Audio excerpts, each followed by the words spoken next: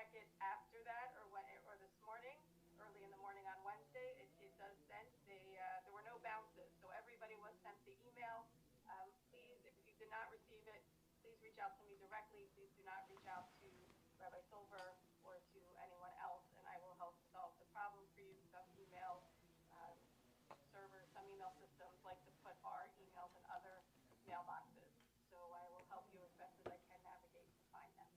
So with that being said, um, this morning's class is sponsored in memory of Chavi Klein, Tana Bat Yitzchak Mordechai, by a friend. May all the learning that's done this semester in this course be an aliyah for her neshama. I also like to just make mention of our beloved Mrs. Storch, who we lost this week. Mrs. Storch was the pioneer of WIT, and without Mrs. Storch, we wouldn't be here. So please keep that in mind. And if you have, time in your day to make a shiva visit on behalf of WIT or to show encouragement to the family, that would be greatly appreciated by them as well. So with that, I'm going to turn it over to Rabbi Silver, and we will get started. Okay, good morning, everyone. Such an incredible schus to Baruch Hashem be here with everyone today. Let me just, sorry. Okay, wonderful schus to be here with you. And of course, as Mr. Shulman mentioned, in addition to Chavi Klein and to Mrs. Starch, we also dedicate our learning and as a chasavah for Shalema for Dr. Aviva Weisbord, Aviva Bas Shena Chana. We hope then in the merit of our Talmud Torah sheet together with Kol Cholei Yisrael will have a complete and enduring refuah. And with that, let us begin. So as I kind of made mention to last week's shir, I find myself overwhelmingly intrigued by Perek Aleph in Sefer Tehillim. So you'll indulge me for a few more weeks. I'm not even going to lie about it. I was going to say one more shir, but no, I have to be honest. It's almost Elul, it's almost Rosh Hashanah, so we have to be honest about our intentions. And we're going to spend a couple of weeks on this because the truth is, as I begin to go through this kapitel again, it becomes abundantly clear that so many of the messages that are manifest throughout Sefer Tehillim, David HaMelech alludes to in this particular kapitel. So we're going to spend today's shir really focusing on one phrase. So if you remember again, in last week's shir, we focused on the idea that David HaMelech introduces us to the concept of Ashrei Ha'ish, praiseworthy is the person, and that the ultimate goal in life is to lead an Ashrei life.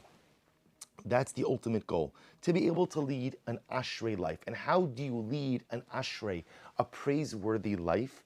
So, amazingly enough, the Kapitel David HaMelech says it. So we spell out the various parts. So last week, we spoke about the concept that in order to lead an Ashrei life, you have to avoid walking ba'atzas rishoim. You have to avoid walking in the counsel of the wicked. So we discussed last week that idea, the Piajetzna of Klonimus Kama Shapira, Hashem Yikom Dama, the Meraglim, the idea that sometimes the counsel of the wicked is that little voice in your head that says, no, you can't, no, you can't, no, you can't. And that David HaMelech is saying is that in those moments when I hear that voice in my heart, my voice in my head, that saying to me that I can't accomplish, I can't do, I have to be like Nachshon and Aminadav. I have to be that individual ultimately again who is willing to say, Alo na'aleh v'yarashnu osa ki achal nuchala. In the next phrase, David HaMelech says that the key to leading an Ashrei life is ubederech chatoim lo amad. And this phrase is what we're going to spend today's shir on. Literally translated, and in the pathway of the sinners, he did not stand. So we already spoke about last week the idea that David HaMelech uses the different verbs of walking, standing, sitting. So I want to focus on this idea, b'derech chatoim lo amad, that praiseworthy is the person who did not stand in the ways of the wicked, right? He did not stand in the way of the sinners, or called chatoim. So I'd like to focus on this phrase a little bit today, and amazingly enough, it's going to take us a little bit towards Yamim Noraim. I was a little bit half joking when I said that it's almost Elul.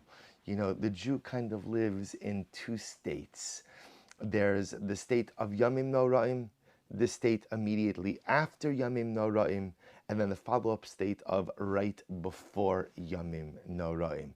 And the truth is, if I live like that, always in the shadow of the Yamim Noraim, it keeps me honest.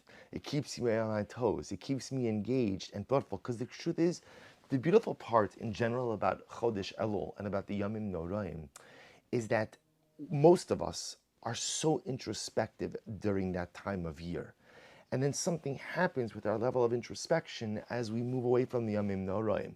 But if I could keep in my mindset that the truth is Elul really just is around the corner, and it's really the truth, even though it's only Cheshvan, Elul is around the corner. We know how quickly time goes by, how fast the year elapses. So I want to draw your attention to a little bit of a fascinating detail regarding Yom Kippur. And this is actually a concept that we've spoken about in past shiurim, kind of in passing, but I don't know that we've ever actually delved fully into the concept. If you take a look at number 2 on your sheet, so the pasuk says, "Ki bayom hazeh yechaper aleichem, letar eschem mikol chatosechem, lifnei Hashem titaru." Pasuk by Yom Kippur. Pasuk says, because on this day, Hashem will atone for you, or literally effect atonement for you, to cleanse you of all of your sins. Before Hashem, you will be purified, you will be cleansed. And Rabbi Soloveitchik has an incredible piece. You know, I've mentioned this before. Rabbi Soloveitchik, the Rav, used to give a tshuva drasha. And the tshuva drasha would go on for 4 to 5 hours. So that a rabbi can speak for 4 to 5 hours, that's not such a chiddush, right? A lot of rabbanim could speak for 4 to 5 hours.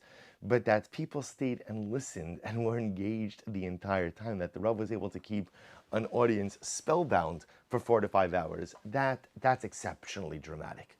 So the Rav's tshuva drashas were all compiled into a sefer called Ala Tshuva. This sefer has the tshuva drashas compiled in Hebrew. The Rav didn't deliver them in Hebrew, but they're written down in Hebrew. And here Rabbi Soloveitchik makes an amazing observation. If you take a look, this is in number 3. We're going to go through a little bit of this essay. This essay is called Kapara Vitara. We're only going to do selections of it. Kapara Vitara. So Rabbi Soloveitchik makes an amazing observation. He says, Yom Kippur, if you look at 3 aleph, Shnei elementim eila, shal kapara utahara, so before let me give you a little by way of introduction. Rabbi Soloveitchik looks at the pasuk in number 2, and of course the Mefarshim way before Rabbi Soloveitchik do this as well, and they note that Yom Kippur has 2 aspects to it. There's an element of kapara, and there's an element of tara. Now kapara literally means atonement. Tara, you know, the English translation over here uses cleanses, but really the better word for tara is purification. So there's an atonement that happens on Yom Kippur, and there's a purification which happens on Yom Kippur. And Rabbi Soloveitchik tries to understand, we often assume that those 2 words are synonymous. Kapara, tara, kind of the same thing. Atonement, cleanse, purity, all the same idea, representing a removal of sin. But Rabbi Soloveitchik points out, as we know, that the Ribono Shalom is incredibly precise with his wording. So if kapara and tara meant the same thing, the Torah Kedosha would not find a need to include both words. So therefore, the Rav spends a significant amount of time trying to differentiate between kapara and tara. And the way the Rav does this is by highlighting the following concept. Every time I commit an Avera produces 2 results. And that's in paragraph aleph. He says, B'chet atzmo yesh shnei elementim. There are 2 aspects to chet. Hachet mechayiv, hachet metame. This is such an incredibly profound idea. Sin does 2 things. Sin creates liability or culpability. We'll call it liability. And sin defiles. So liability defiles. What does this mean? So on a basic level, so a person commits an Avera. We believe that every action has a reaction, right? Einstein wasn't the first person to come up with that. Kadosh Baruch Hu had that way before. Every action has a reaction. Every single time I commit an Avera, there's a reaction. That reaction we call onesh. It's called punishment. Now, does it mean I'm punished for every single sin? No, of course not. Kadosh Baruch Hu often is mevater. Kadosh Baruch Hu often just goes ahead and erases certain things, or lets certain things go. Or even if he doesn't let it go, at the end of the day, he doesn't necessarily exact punishment for it. But this is an incredible yesod. Every action has a reaction. Every chet carries with it an onesh. There is an onesh. There is a punishment.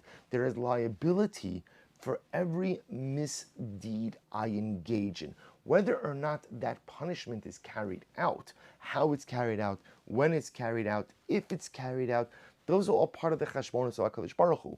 But when I think about my actions, this is important to understand. When I think about my actions, every action, every chait carries with it an onesh. Now, I want to talk about this for just a moment, because I think very often this concept is misunderstood. You know, sometimes one of the things that I find most heartbreaking is how people walk around with a profoundly flawed image of God. You know, I remember when I was in high school, I was taking an AP literature class, and how I got there I'm not exactly sure, but I wound up in this class, and one of the actual bodies of literature that we studied, and again I'm not sure about this why either, was we studied a number of sermons by preachers, by these non-Jewish preachers.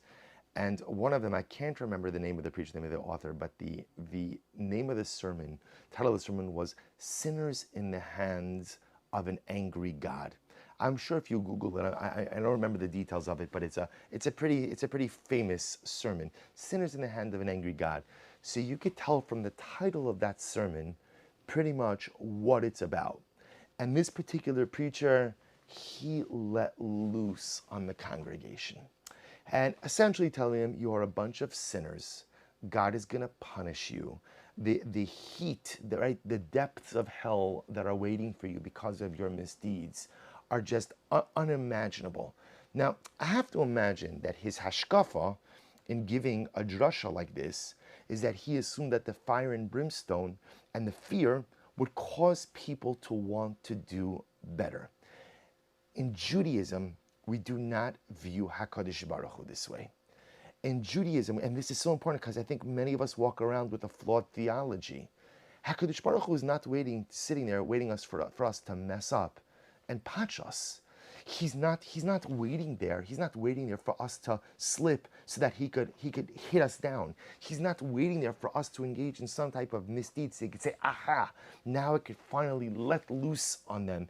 You know, someone was telling me, I was speaking to a boy in a particular high school, not here in town, who was telling me that the mashgiach of the yeshiva went ahead and gave an opening Musar Shmuz in the beginning of Elul, and he was telling the boys the scales of life and death are mamish sitting there, and if you commit one aveira and one more aveira, it sentences you to death. And I said to myself, first of all, this man should find a different job. He shouldn't be a mashgiach in a yeshiva. Maybe a mashgiach in a restaurant. That you could do, but not in a yeshiva. Because what a flawed conception of the Ribbon Shalom. Yes, does HaKadosh Baruch Hu mete out punishment? 100%. 100%.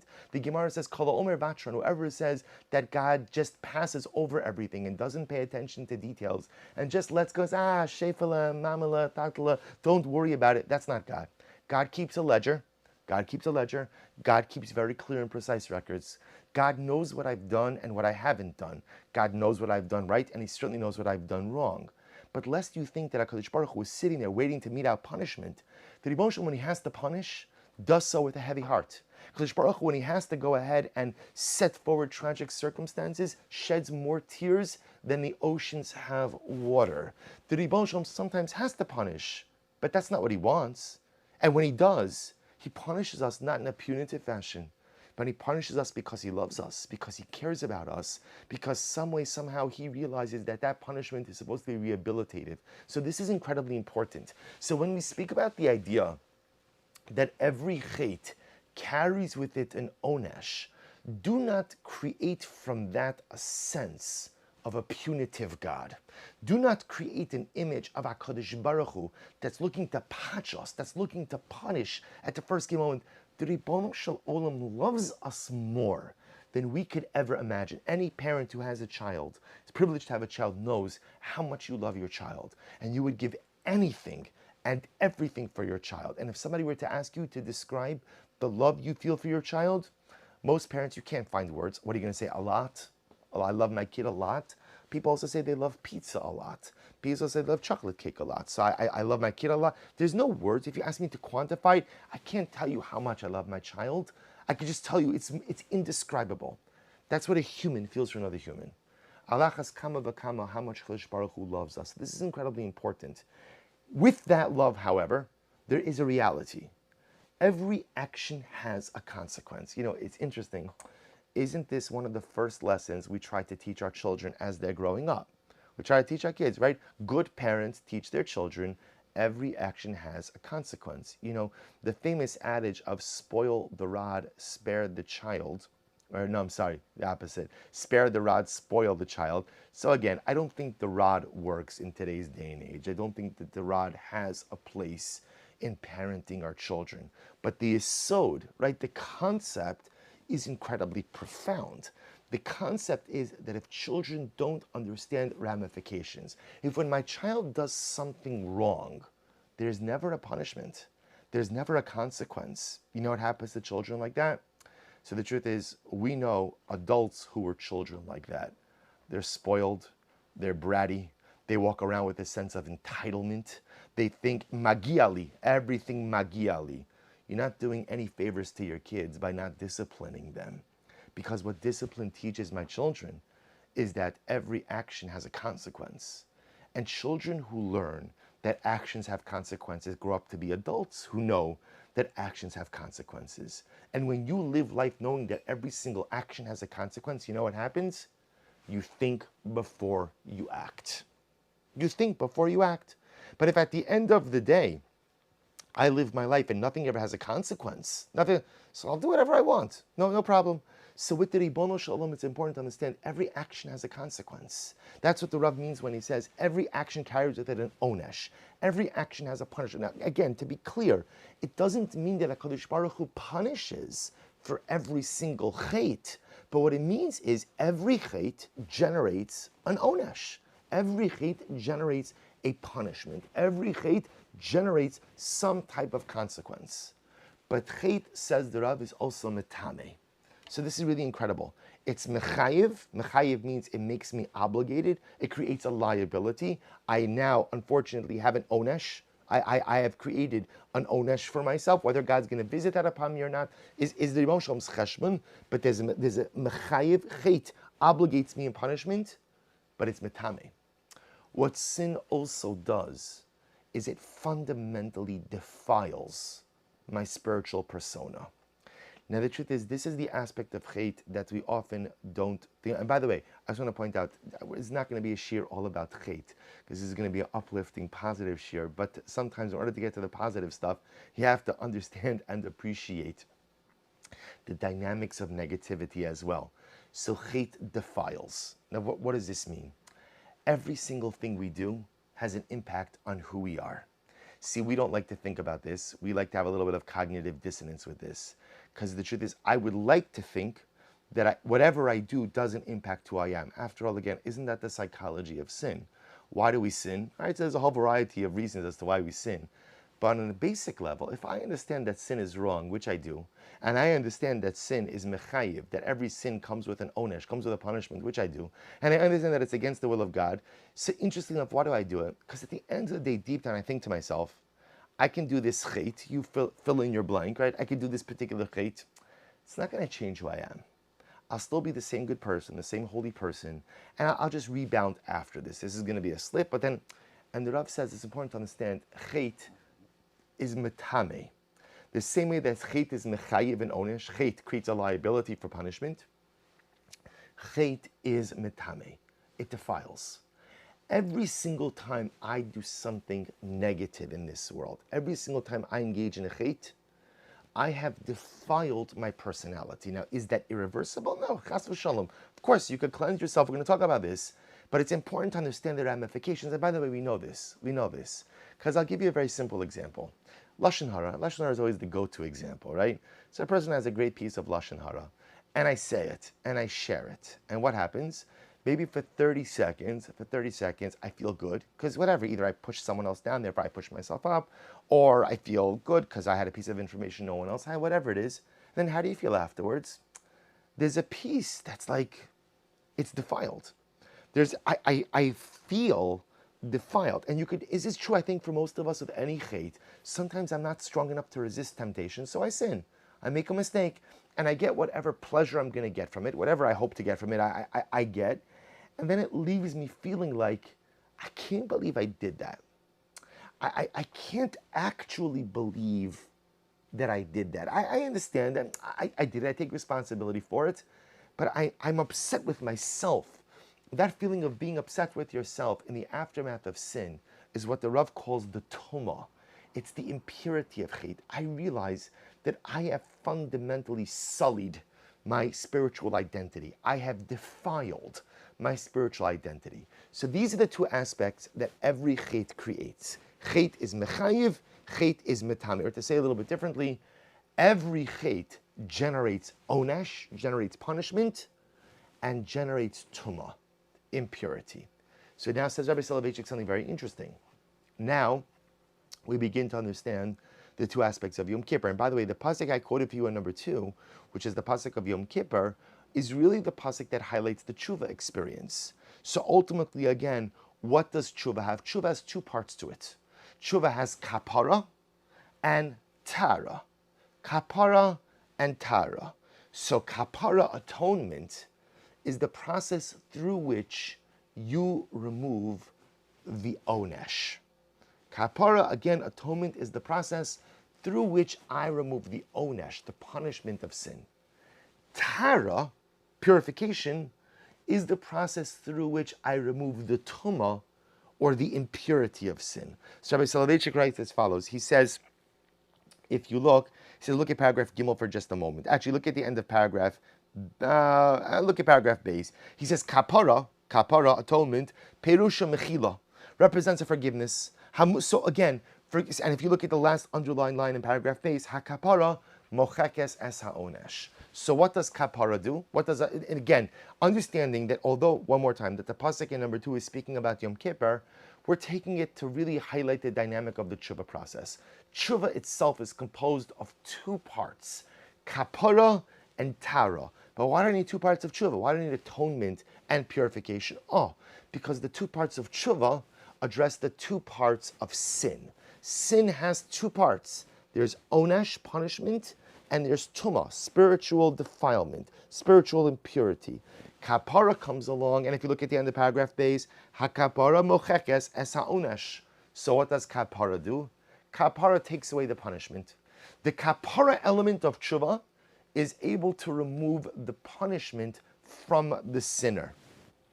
Paragraph Gimel, Ayidei tshuva v'kapara, bona adam chomas magen chotzetes beino lebein haonesh hakasher b'chet. So when a person engages in the kapara element of tshuva, the kapara, the atonement element of tshuva, removes liability.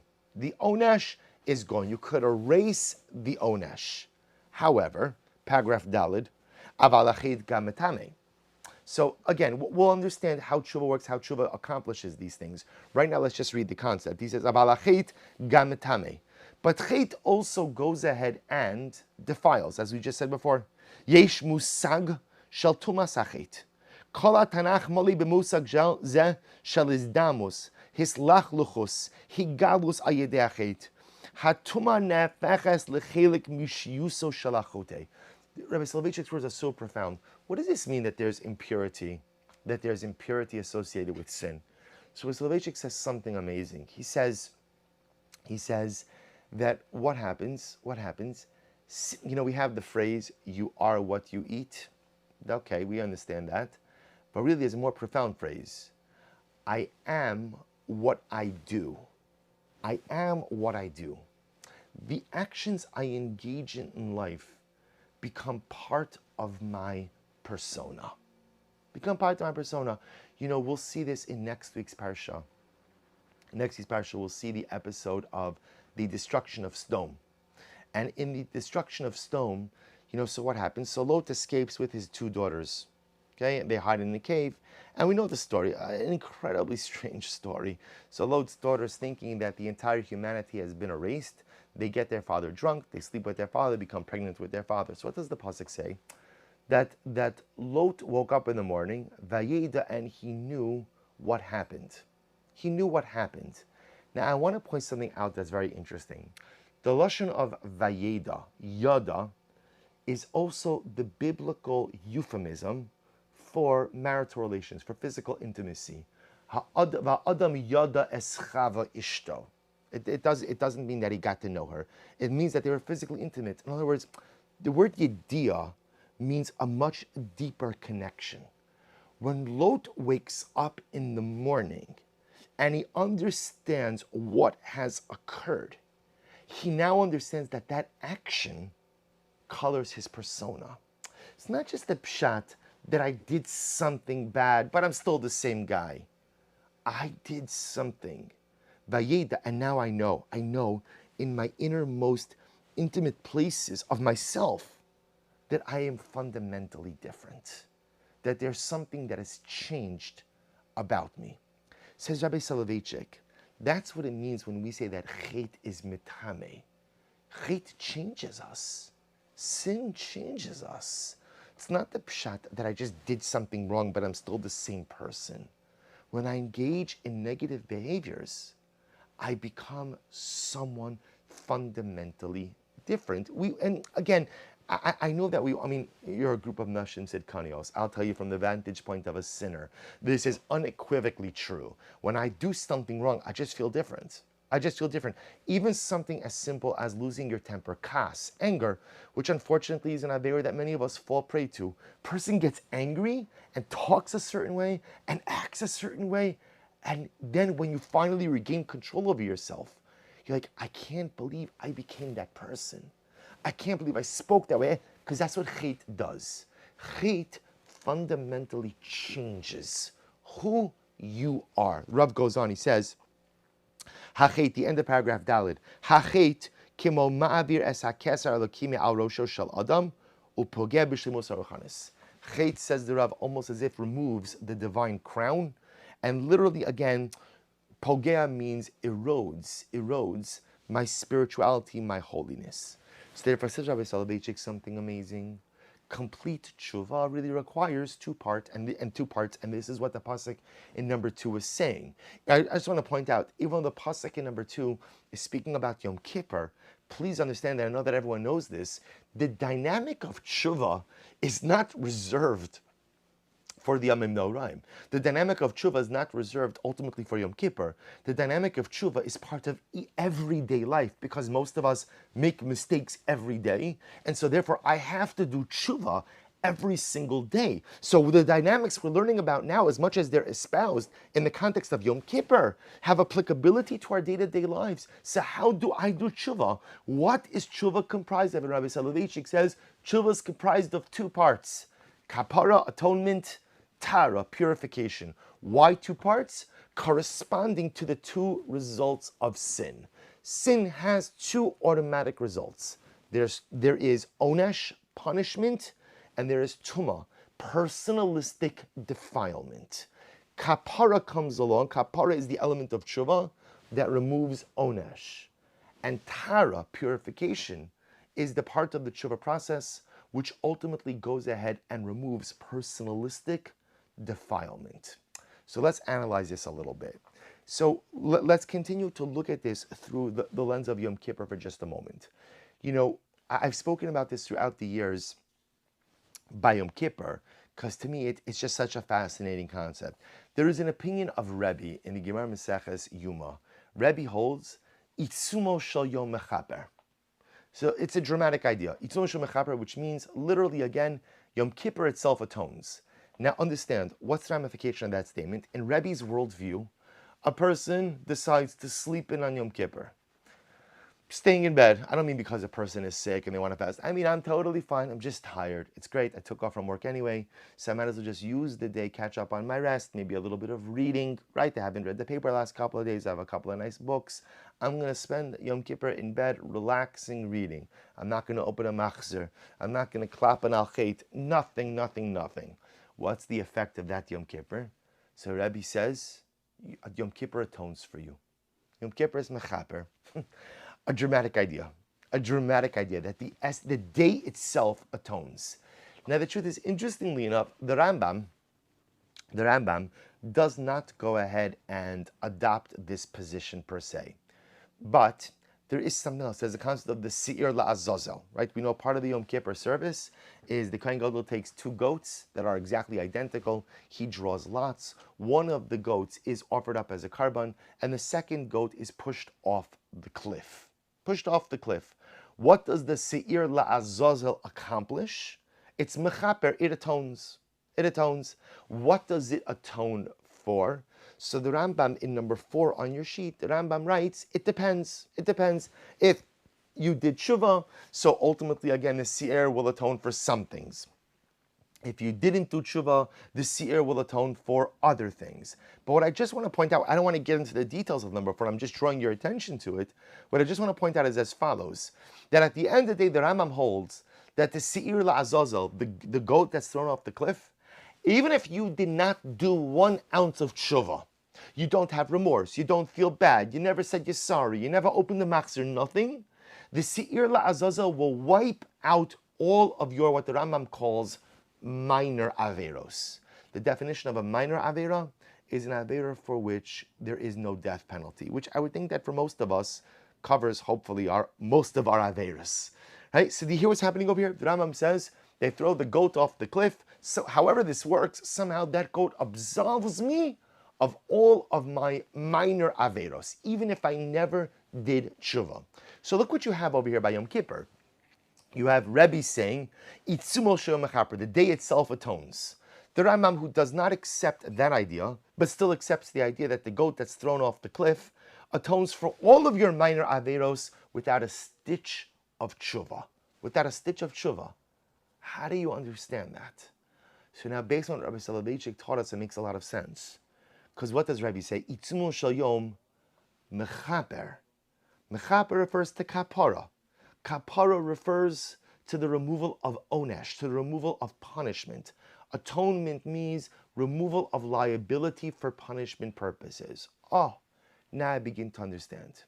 There is an element of tshuva that can be accomplished even if I do nothing at all. Either because the day, the Yom Kippur is working on my behalf, or the Seir La'azazel, the goat is working on my behalf. See, here's what's interesting. You can go ahead and erase all of your punishments through doing absolutely nothing, or at least possibly doing absolutely nothing. According to Rebbe, even if you do nothing over Yom Kippur, again, you spend the whole day in bed, reading, right, relaxing, sleeping, the day wipes out, it's mechaper, kapara, it wipes out your onesh. They push the goat off the cliff, the goat takes care of your punishments for all of your minor averos. Why? Because when it comes to kapara, it comes to wiping out onesh, the day can work on your behalf. The goat can work on your behalf. But says the Rav something amazing. You can't go ahead and accomplish Tara unless you work on it on your own. So isn't this fascinating? For the removal of punishment, that outside forces could affect that on your behalf. What we call mechikas ha'onesh, erasure of punishment liability, removal of liability, what the Torah calls kapara. Kapara can be affected through someone, or to say a little bit differently, Rabbi Soloveitchik calls it yesh shliach lekapara. You could have an agent affect atonement on your behalf. That agent could be the day of Yom Kippur itself. That agent could be the goat. Someone or something else could affect atonement, could remove your onesh. But says Rabbi Soloveitchik, ein shliach litara. If you want to go ahead and remove the personalistic damage, the personalistic defilement, if you want to purify yourself, you want to restore yourself to what you were, you want to restore your identity to its pure, holy, pristine state, no one else can do that for you. That you and only you can do. So this is really incredible. So removal of punishment, and I just want to point something out because to me, what's so dramatic about this is, if you ask most people, what do you want to accomplish through tshuva? Again, I think I would actually put money on this. I think that most people would say, removal of punishment, removal of onesh. I don't want the liability. I don't want the onesh. I don't want... And amazingly enough, Rabbi Soloveitchik points out that removal of punishment is the lowest part of tshuva. And in reality, the easiest part of tshuva. That's what you're worried about? Removal of onesh? Easy. Easy. First of all, again, according to Rebbe, you don't have to do anything.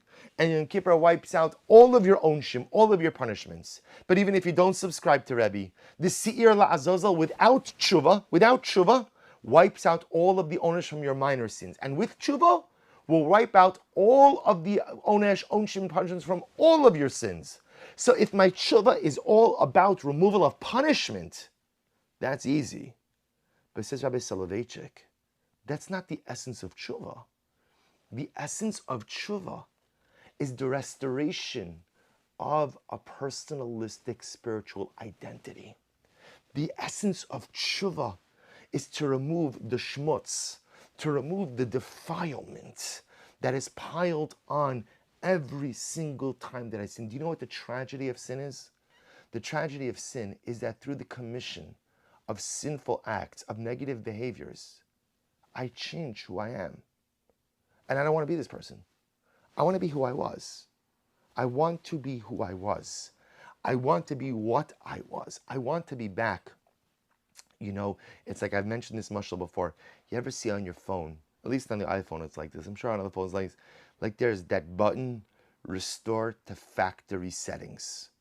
Restore to factory settings. I think that's the lashon, or restore to original settings. You know what that button is? That button is if you just want to wipe everything and get your phone back to the way it was when you took it out of the box. Now, I don't know about you. I have some days with the amount of emails, WhatsApp messages, text messages, voicemail messages, I'm ready to hit that button because I think to myself, right now, I'm never going to catch up on everything.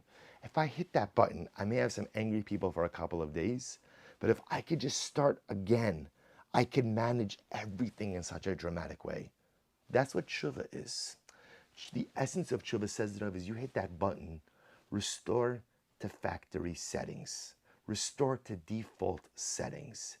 I recognize that as a result of my negative behaviors, it's not just the pshat that I've changed myself behaviorally. I've changed my personality.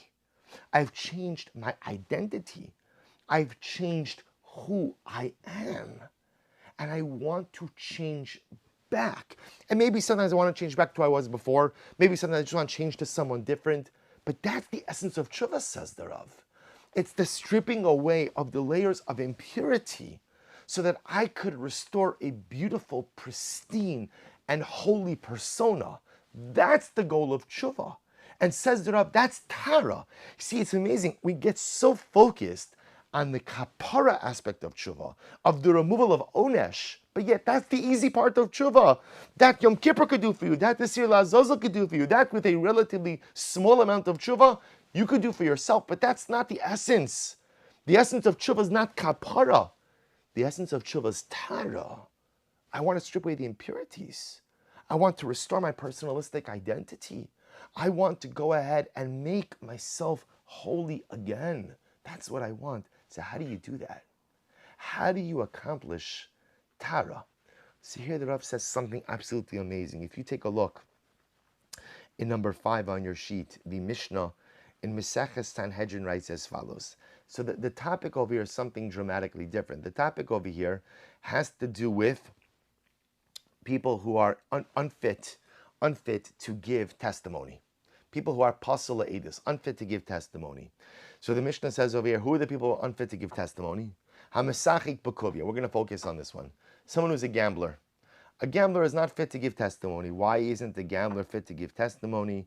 So the Gemara says, Mesachik b'kuvya ma'akav. What did the guy do if he gambled? What's the problem? Second line, number 5. Rav Sheshes Samar, Rav Sheshes lefi she'ein asukin b'yishuvo shel olam. We're talking about a gambler who gambles for his livelihood. Someone who gambles for his livelihood, he is not involved in anything productive in the world. And because he's not involved in anything productive, therefore what? Therefore, again, he's an unfit personality, unfit individual to give testimony. Okay, first of all, just an interesting thing in general, how through the eyes of Chazal, what is a meaningful life? A meaningful life is one which contributes in some way to the fabric of society. If you do nothing positive for the world, then that is a meaningless life. The career gambler, the Gemara says, what are you contributing? What are you doing? How are you making the world a better place through your actions, through your livelihood, through your parnasa? And if the answer is you're not, so because you're not, your life is meaningless. And because your life is meaningless, therefore, again, the Gemara is on a technical level, can't give edus, can't give testimony. Asks the Gemara, but let's say the gambler wants to do tshuva. How can he do tshuva? Last line, number 5. Mishi es pispesehen. The extra what does the gambler have to do? The gambler has to smash his dice. When the gambler smashes his dice, that's when he has affected complete tshuva. And the Rambam in number 6 actually codifies this. When does the gambler committed real tshuva, engaged in real tshuva? When they break their dice, and they do complete tshuva. So asks Rabbi Soloveitchik, I don't understand. Why does the gambler have to break his dice? Again, it's very simple. I understand gambler is not good. He wants to do tshuva. There's a very simple thing. He comes to his Rav. Rav, I want to do tshuva. What should the Rav say? Very simple. Stop gambling. Stop gambling. That's tshuva. Stop gambling. Find a different livelihood. Do something meaningful. Contribute to the fabric of society. But that's it. But yet, no, the Rambam is codifying the Gemara. Says, no, he has to break the dice. He has to smash the dice. Why does he have to smash the dice? Why is this smashing of the dice? Who cares what he does with the dice, right? The dice, remember, dice don't make someone a gambler. Rolling of the dice makes someone a gambler. The dice themselves are just an inanimate object. What you do with them is what determines their identity. So at the end of the day, why does the gambler have to smash the dice? And Rabbi Soloveitchik writes in number 7 something amazing. He says, because tshuva shel tara, paragraph Aleph, because if you really want to engage in tshuva of tara, not tshuva of kapara, not simple atonement, removal of punishment, removal of onesh, I want the higher level of tshuva, restore to factory settings, restore to default settings. I want to regain my lost holiness. Mechayeves lishpares apasbasin. You have to go ahead and smash the dice. Why? Laros eskala gisharim. Because in order to do real tshuva, you have to destroy the bridges that led you to the land of sin. What does this mean? Paragraph base. Amnam kiyesh amnam kikain shneimine prishosein. Achas prisha min achet v'hashenis prisha miderech chotim. Rabbi Soloveitchik writes that in distancing ourselves from sin, there are two different things. I have to distance myself from the action of sin, from the sin itself, but I also have to distance myself from the pathway of sins. There's chet and there's derech chotim. There's sin and there's the bridge to sin, the path to sin. Rabbi Soloveitchik says, I'm in paragraph B's second line, Ein chet nolad yesh me'ayin. Sin does not suddenly appear poof out of the thin air. Hachet hu prishal aviram misuyamas. Chet, sin, is the result of a particular atmosphere and lifestyle I've created for myself. Shel tram hamachshir nachto, shel chanufa lagai, shel isbatlo, shel pachad. Skip to the underlined lines. Gam ka'asher in anachnu chotim mamish, anu omdim pamim harbe al derech chotim. Rabbi Soloveitchik says something absolutely. Let me tell you this outside, just to frame this in the right way. So Rabbi Soloveitchik says, in reality, there are two different things. There's chet, there's sin, and there's derech chotim, there's the pathway to sin. And here, this I have found to be in my life, this has been one of the most incredible lessons. Sin, in Rabbi Soloveitchik's wording, sin doesn't just appear yeshayim. It's not just, oh, where did you come from? Right? Where did that sin come from? How did I end up here? Sin is the result of a number of choices.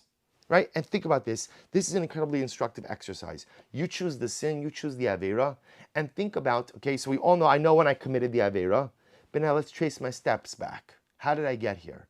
And it's incredible because what will you find? That leading up to that chet are a number of smaller actions, decisions, that maybe in and of themselves are fine and innocuous, but when strung together, create the bridge, create the pathway to sin. Says Rabbi Soloveitchik something absolutely amazing.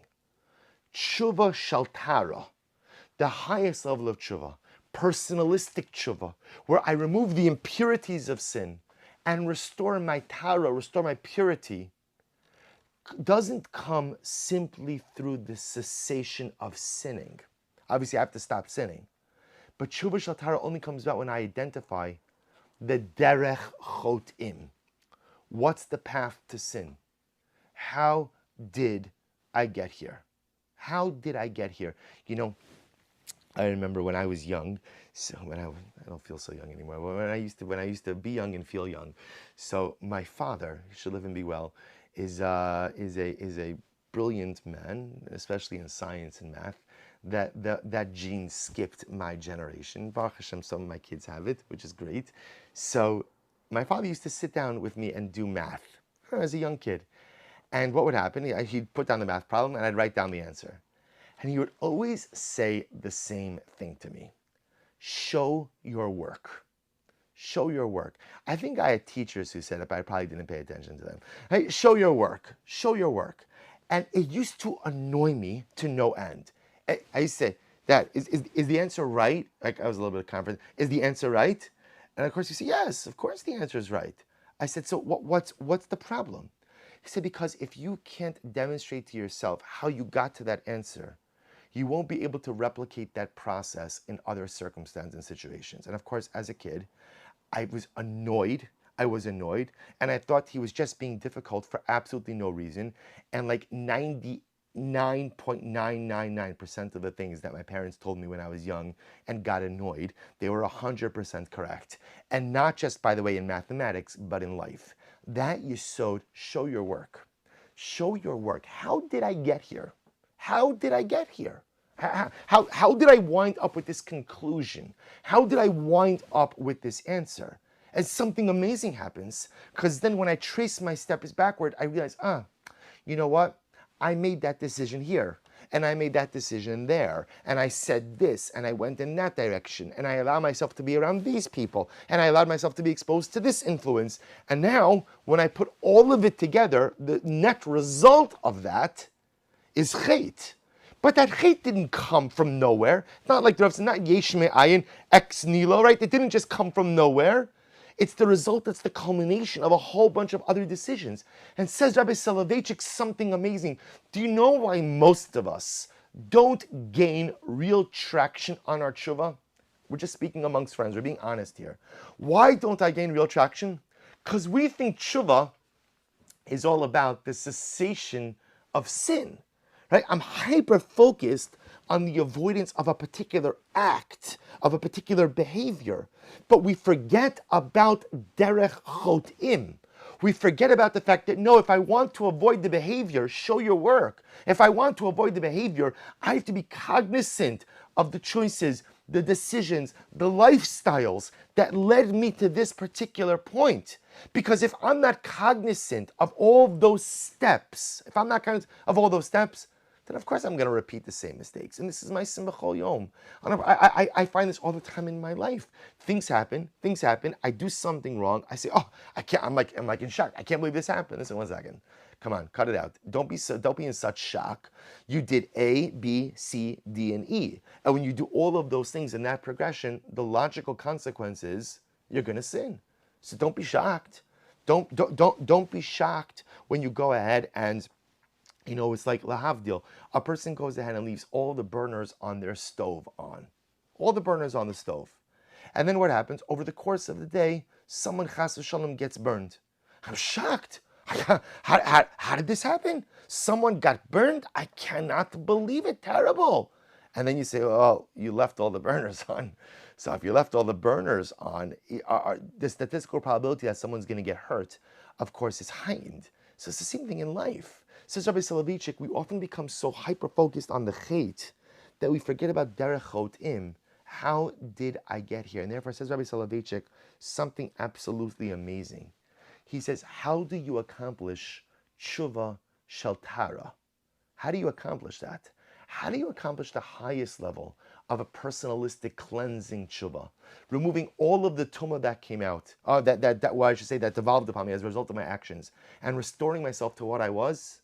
Tshuva shel Tahara, says Rabbi Soloveitchik, is the tshuva that focuses not only on the sin, not only on the chait, but on derech chotim, on the pathway to sin as well. Because if I could focus on the pathway to sin and identify the factors that lead to my sin downfall and potentially take the necessary steps to avoid them, what a better life I'm going to have. So to bring it all together, Rabbi Soloveitchik, so I think the Rabbi introduces us to this incredible model of tshuva. Sin creates two realities: onesh, tuma, punishment, personalistic defilement. Two aspects, ultimately again, of tshuva correspond to two aspects of chet. Tshuva, ultimately again, there's a kapara, atonement, and there's tara, this purification. Kapara takes away the onesh. How does that process happen? The truth is, the good news is very little effort. According to Rebbe, the day Yom Kippur could wipe it out, the Sir La'Azazel could wipe it out, and a very minimal level of tshuva could wipe out your onesh. Amazingly enough, the part of sin that we obsess over most is actually the part that is most easily remedied. The more challenging part is, how do I remove the impurity? Because chet changes who I am. It changes my persona.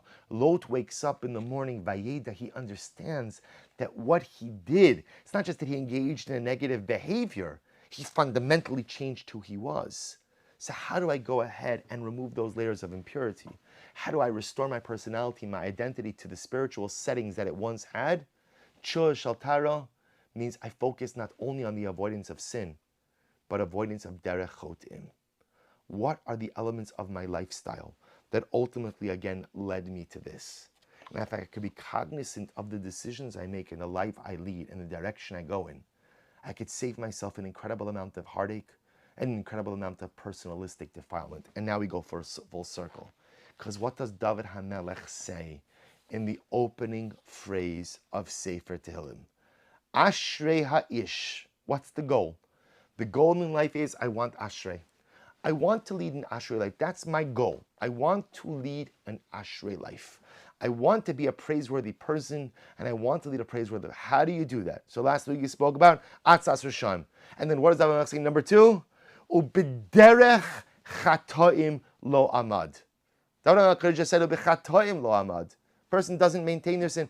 B'derech chatoim lo amad. What does that mean? Rabbi Soloveitchik tells us what David HaMelech, I don't think the Rebbe actually quotes this pasuk in this drasha. I'm not sure. I have to take a look at it again. But it's so clear. What is David HaMelech saying? Ashrei, if you want to be Ashrei, b'derech chatoim lo amad. It is not just enough to avoid sinning, but I don't stand b'derech chotim. I don't stand in the pathway to sin. That once I've identified the factors that led me down a road of sin, a road of defilement, I change that road. I destroy those bridges. I get myself off that path and onto a different trajectory in life. If you want to lead an Ashrei life, a person has to be cognizant of the life they lead, of the lifestyle they have, of the actions they engage in. And I think on one hand, this is so simple, yet on the other hand, it's so incredibly difficult. Because at the end of the day, if I truly take this advice of b'derech chatoim lo amad, of worrying about derech chotim, I may have to make some dramatic changes in my lifestyles. Because a lot of times there are things in my life that are in a state of profound disrepair. And this is true on so many levels. This is true that sometimes I allow myself to be exposed to certain things that, you know what, are not good. They're not good. They're not good. They're not per se sinful, but they put me on a path that I shouldn't be on. And sometimes there are people in my life who are toxic. And this is an incredibly difficult and painful discussion, because many times I have people in my life who are toxic. And you know what? Sometimes those toxic people are very closely related to me. And sometimes there are people who play a very dominant and pivotal role in my life, but you know what? They're not good for me. They're not good for me. When I'm around them, when I converse with them, when I talk with them, when I spend time with them, it eats away at my neshama and puts me in a path that I shouldn't be on. It's a difficult thing to navigate, but I used to have to be cognizant of it. David HaMelech tells us that if you want to lead an Ashrei life, the avoidance of the actual act of sin is very important, but that's not the be-all, end-all. I have to really examine b'derech chatoim lo amad. Sometimes in life you could walk down the path of sin and be totally virtuous. I could walk down the derech chotim. I'm not doing anything wrong. I'm not committing any averus. I'm just on the wrong path in life. We have to be courageous enough to ask ourselves, am I going down the right path in life? And this is incredibly difficult because sometimes I've been on the same path for decades and decades. And if you want to tell me that I have to change that path, that's exceptionally difficult. But if I truly want to restore my personalistic holiness to what it once was, if I truly want to lead an ashrei life, then while it is true that avoidance of the actual sinful act is of incredible importance, just as important is asking myself, am I on the right path? Is the life that I'm leading the right one? Am I surrounded by the right influences? Am I surrounded by the right people? Are the actions and activities that I engage in one that further my holiness, or chas v'shalom detract from them? Ashrei ish asher lo hala asher lo amad b'derech asher lo b'derech chataim lo amad. Praiseworthy is the person who has the courage, not just to avoid sin, but to avoid derech chotim as well. Living an ashrei life is not easy. It requires incredible sacrifice and incredible discipline. But if we could just find that koach inside of ourselves, how much more beautiful life would be, how much happier life would be, how much more ashrei would surround us at each and every moment, and what a greater sense of fulfillment we would feel each and every moment of life. All right, we'll stop over here for today, and in Mirat Hashem we will continue with Kapitel Aleph for just one more week in Mirat Hashem.